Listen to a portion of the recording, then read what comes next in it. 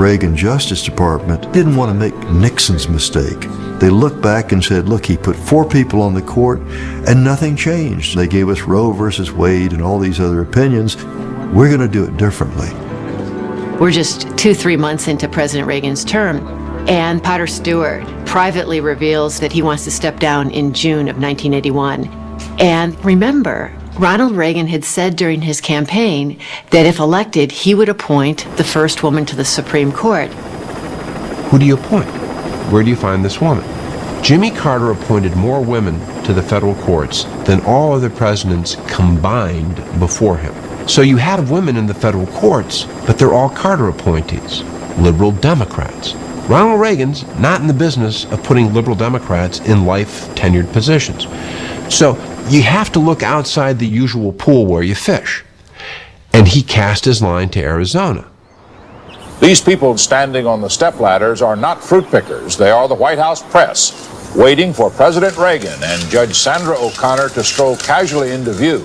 So that Sandra Day O'Connor really wasn't well known in legal circles, but she had deep political connections.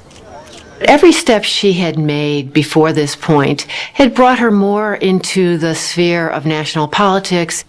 She was a good friend of Barry Goldwater's, the conservative senator from Arizona, who was actually the precursor of the conservatism that Ronald Reagan brought to Washington in 1981.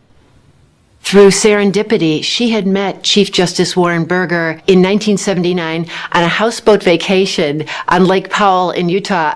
So even though it seemed like a lightning bolt out of the blue, a lot of groundwork had been laid, and some by herself. Morning.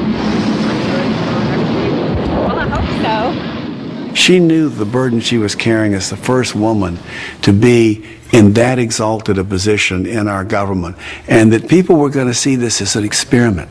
I didn't know if I had the experience that would enable me to do a good job on the court. It's wonderful to be the first to be asked to do something, but I didn't want to be the last. And for me to take that job and not perform it well enough could have been a disaster for women. It was my husband who said, Sandra, you have to do it. Of course you'll do fine. Of course you will. Beautiful. In the hubbub about the first woman on the court, it was little remarked that Sandra Day O'Connor was also an old friend of Bill Rehnquist.